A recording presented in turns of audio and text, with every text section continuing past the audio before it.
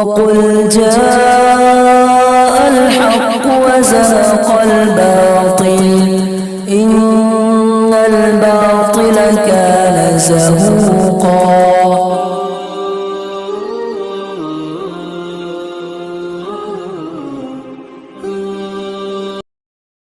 میرے محترم دوستوں، بزرگوں، عزیز ہے، پہلی بات تو یہ سب کو جاننی چاہیے کہ جو چیزیں آخرت سے متعلق ہیں وہ معاش کے لیے نہیں. دعوت اور تعلیم، یہ دو کام ایسے ہیں جن کا آخرت سے تعلق ہے، صرف معاش سے اس کا کوئی تعلق نہیں. در اس بات کا ہے کہ جو دعوت اور تعلیم کو معاش بنا لے گا وہ اپنا آخرت کا حصہ دنیا میں لے لے گا. اس لیے کہ بہت آسان بات ہے، اللہ نے دنیا کو معاش کے اسباب سے بھرا ہے اور اللہ تعالیٰ اپنی قدرت سے معاش کے اسباب میں ہر دن اللہ رب العزت زیادتی فرماتے جا رہے ہیں. نئے نئے طریقے کمانے کے جو مل رہے ہیں حلال، وہ بھی اللہ تعالیٰ کی طرف سے ایک نعمت ہے اور اللہ تعالیٰ کی طرف سے معاش کے اسباب کو مجھ کے لیے بڑھانا، انسان کے لیے بڑھانا ہے. لیکن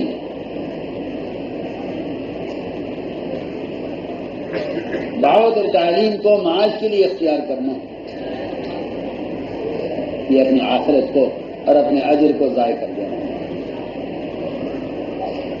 میں اس لیے عرض کر رہا ہوں کہ رمضان کا اختتام ہے، جگہ جگہ ختم قرآن ہو رہا ہے اور حفاظ قرآن اور ائمہ کرام وہ اس انتظار میں ہیں کہ ہمارے سوال کے بغیر اگر کوئی ہمیں کچھ دے دے. خدا کی قسم حرام ہے، قطعاً حرام ہے. گناہ اس ہدیے کے لینے کا الگ ہے، قرآن کے بیچنے کا مستقل گناہ ہے.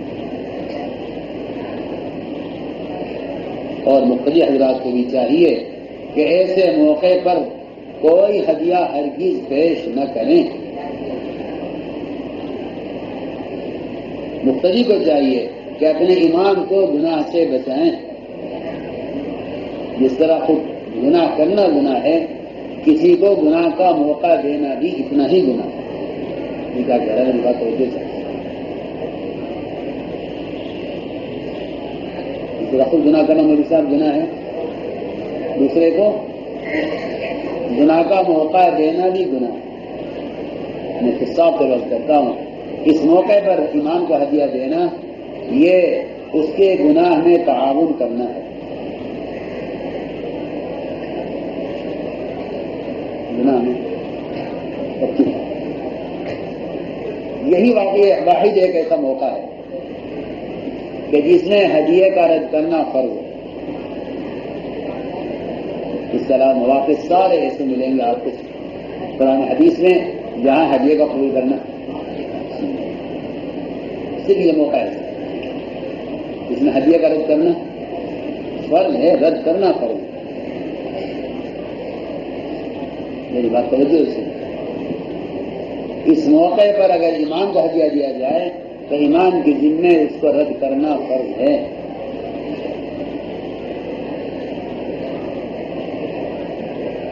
اور یہ کہتا ہے جی میں نے تو سوال کیا نہیں.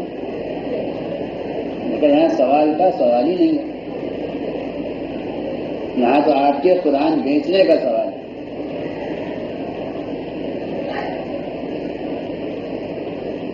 اگر ایمان کے دل میں خیال بھی نہ آیا تب بھی اس کو چاہیے کہ اس موقع پر ہدیہ رد کرے. کہ جائے کہ خدا نہ کرے، اللہ نہ کرے کوئی اس بارے میں معاملہ کرے. کہتا ہوں معاملہ کرنا دنیا کی کتنی بدتر ترین ذریعہ ہو سکتا ہو کمانے کا، اس سے زیادہ بدتر طریقہ قرآن بیچ کر پیسہ کمانے کا.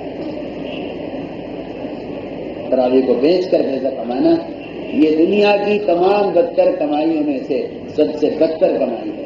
اگر کوئی اس کا ارادہ کرتا ہے کر سکتا ہے.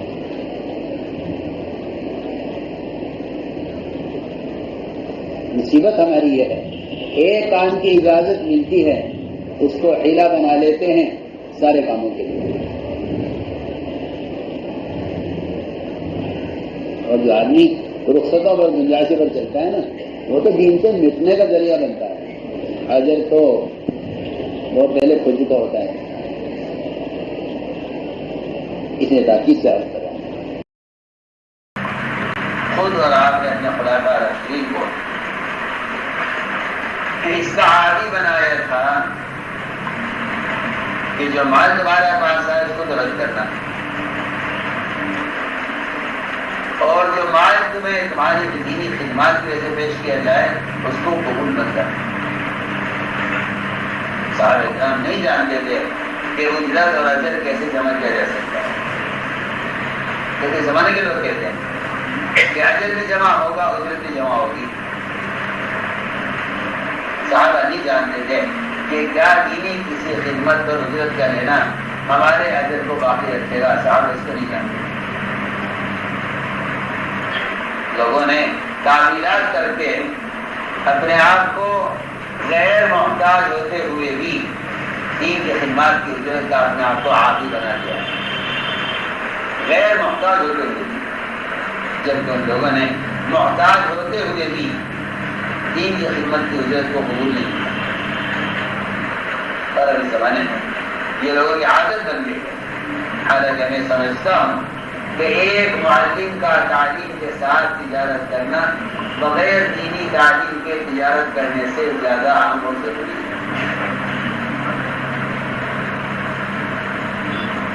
ایک معلم ایک محدث ایک امیر اور ایک مبلغ کا ان دینی خدمات کے ساتھ تجارت کرنا زیادہ اہم اور ضروری ہے.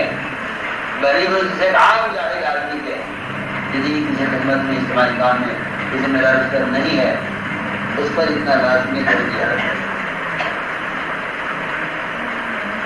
لیکن کہاں سے یہ مزاج بنا اور کہاں سے یہ بات پیدا ہوئی کہ مشائخ اور علماء اور محدثین اور مبلغین ان حضرات کا دنیاوی کاموں میں مشغول ہونا اس سے دین میں خلل پیدا ہوگا.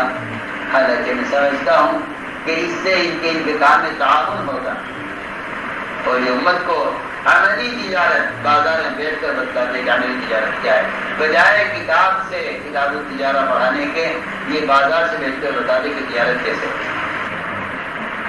مگر افسوس اس بات پر ہے کہ اس زمانے میں کفار کی طرح مسلمان بھی علماء اور مشائخ کی تجارت کرنے کو عیب سمجھتے ہیں جس طرح کفار انبیاء کے کسی دنیاوی پیشے میں مشغول ہونے کو عیب سمجھتے تھے.